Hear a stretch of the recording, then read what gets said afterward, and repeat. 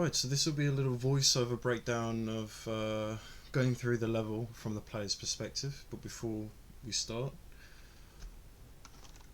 I just want to show Ellis's trim sheet that he's got in, just to see how it looks with the lighting. We had a look at that yesterday on call, and this is just to share with the team. So we use like strips of this and put it on the assets. Once I get these into hybrid block out, I'm going to go straight into that. So don't worry about the overall silhouette of the walls and everything. That will change drastically, and there will be new assets coming soon. At the moment, I'm just focusing on level layout and getting everybody's assets in and lighting the scene. But here we go.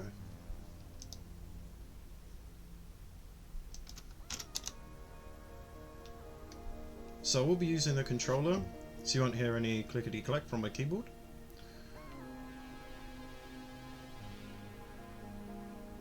So let's go. So you start the game, you go into this room, this door will be closed. And there will be a brick on the wall. You'll grab this brick, and this will be your starting weapon. There should be a little highlight, something to pull you towards it.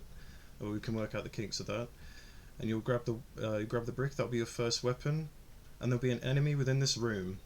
You'll have to take out the enemy, and that will introduce you to the basics of the game, which is interacting with the door to open it, interacting with the environment to do different things. It could be opening a door, passageway, or in this case, grabbing a weapon, a starting weapon. And then once you've taken out this enemy, go into this hallway here. It'll lead you to your first chest. So now you know you can get an item from a chest, which from now it's undecided the vast range of things that you can get from a chest. But maybe a potion, a weapon, who knows.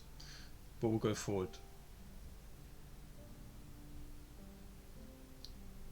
So these things here, although I haven't got it illuminated, there will be a little hanging bowl which is a certain illuminate colour, and these where the enemies will spawn. I was thinking this would work better than just having them spawn in the middle of the ground, and make it easier for in terms of engagement.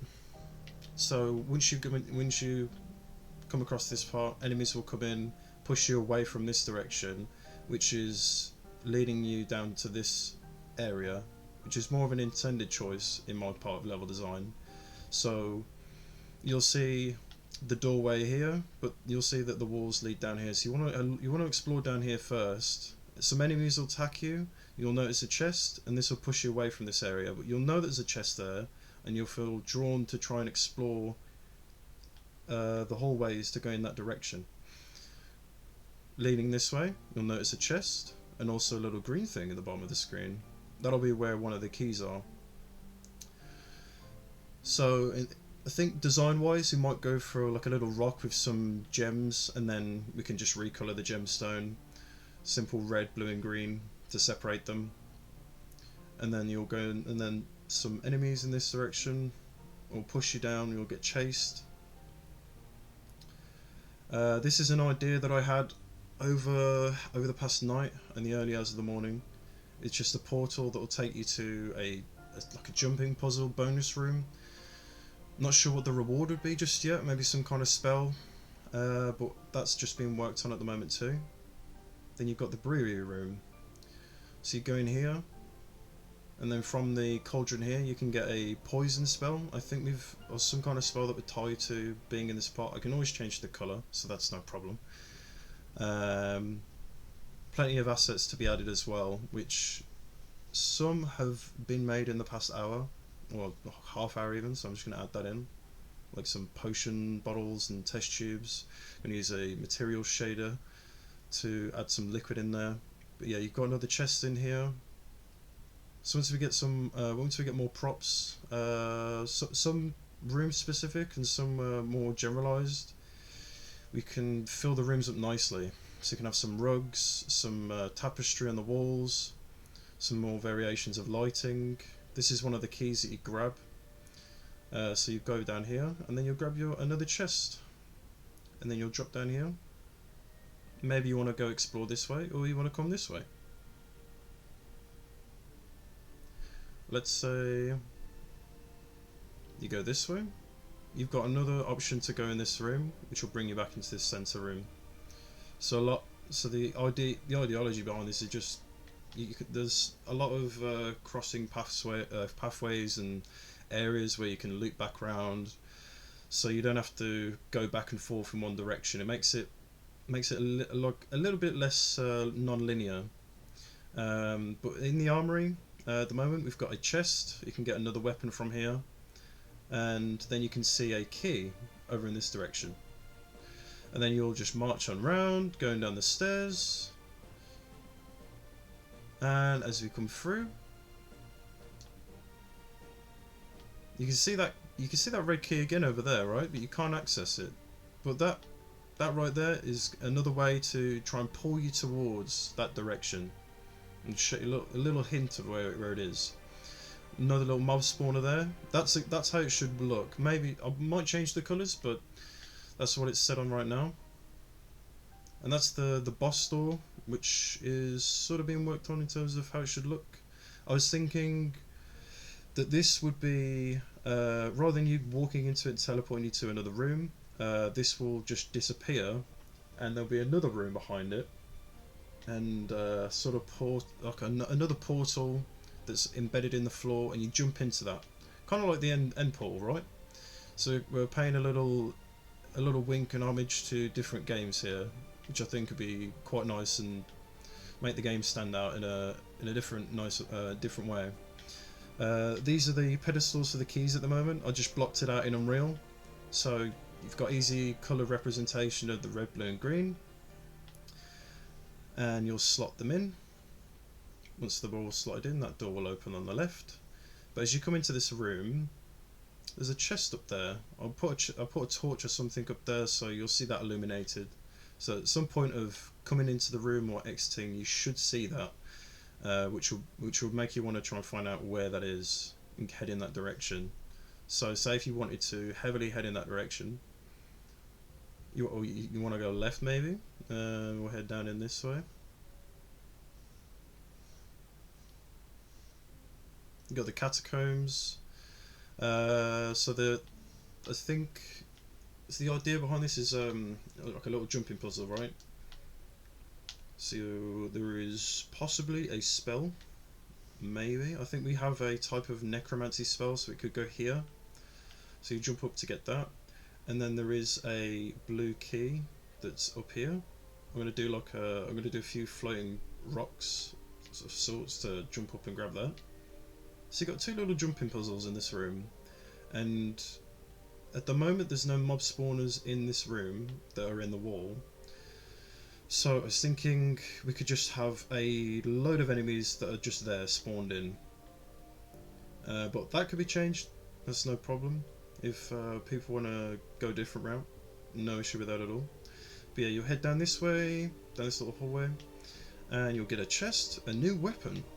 So throughout the whole level, I think from the idea that the designers want to go towards is, as you're going through the level, you've got different weapons, right? Different spells, but you can only hold so much at a time. There's no inventory system. So you want to go through and grab and try out different weapons, and that in itself adds a sort of replayability value to it. So with the Forge, I was thinking you can have a fire spell. So there's a logical thing behind where the spells are located at. So the weapons themselves, the swords, would be within the chest, but spells, they could be located in the environment. So you go to the Forge, right up to it, and then you can grab a fire spell out of it, cast some cool things, and go around into this little area. This is a bit of an empty space. I could probably put something here. I did think of a mob spawner, but it might just fall into the pit. So I'll have a little think about that. But in this area we've got the library. Originally I thought I could just have a row of bookcases with some tables in the middle, and then I thought, that's a bit boring. Let's make it a bit more engaging. So if we go around this bit, we have a chest, and then it'll make you think, okay, well, obviously I can't get there. There's no way for me to get there. I'm gonna have to go round. So you walk on round, you go down the little rows of bookcases and navigate through, and I think it should be pretty simple to figure out. You got a barrel here, I'll jump on that. Maybe I can jump on the bookcase. Okay. And just as a side note, I know some players are going to try and think, okay, I'm on top of the bookcase, I'm going to try and get out the level. This whole area has been cordoned off with collision boxes, so there's no way to do that. But going through, you'll navigate and you'll get a chest, another weapon. And then you can jump on top of this table and get out. So there is some freedom. You can go back through and like walk on top of these bookcases, but there's a collision box here, and it's the same with the other areas to prevent any kind of exploiting and getting out of the map. And you go back through. Hopefully the player at this point would remember that there is a red key in this direction, and they'll see that this bookcase is here. So this will be a simple interact. This wall will come down. I can't walk through it at the moment, so I've just left this as is so the designers can implement the mechanic for this. So this is where it will be when you walk up to it, and then it will move down into the floor. And then you'll grab the key and you'll be able to walk on top of this little bridge platform thing to jump back down, which will loop all the way around, rather than walking all the way back through this section here, which makes the engagement for the player a bit more lacking, makes experience not as fun. So where you jump, when you jump down, you'd end up around in this section here. So you can see there's a little bridge there, but if you fall down, that would be a death. And I think at the moment we might have three lives, and then the game would be over. But once you've got all the 3 keys, you pop them in, either one by one or all at once, I guess. I think one by one might work better. I'm not sure. That will be discussed anyway. But yeah, you walk up to this doorway, which is open now. Go into a room, go to a portal, and then it's boss fight time. But yeah, that's the flow of the level with my narration of thought process of how things are laid out, and how the level looks in terms of lighting as well. Once we've got this shader effect, which we're launching it in, and at the moment it's looking pretty good. There's definitely improvements to be made. In terms of the tone of the lighting, I think it's definitely in the direction I want to go to. With the lava texture, well, with the sort of lava looking thing at the bottom, that will be its own texture. This is supposed to be some kind of liquid, dark liquid, let's say could be water, but it definitely sets a mood, a tone, and creates a little contrast in the environment. But the overall lighting for the forge will be a bit more lit with this orangey colour, so it'll be emanating from this pool of lava. And I think that's pretty much everything covered. In terms of how dark everything is, that will be adjusted. That's just the shaders that, well, the post-processing effects that Ellis and myself have made, which was a game of hot potato, just back and forth, and it will be increasing brightness a little bit, so it's more visible, so you can see the assets nicely, but to a point where it's reasonably dark, because we don't want it to be a true black level of darkness, at least around the levels design for the most part, because that's just too much negative space, and it's not good for an overall visual. In terms of the overall, well, in terms of the outside of the map, you can see here, this isn't good. So to counter this, we're going to be reusing Ellis's cloud texture. I'll be recoloring it. I think we're going to have an opacity map that will add some blendings, so we can add that around the ridges of the map. So it'll have a nice border to it, right?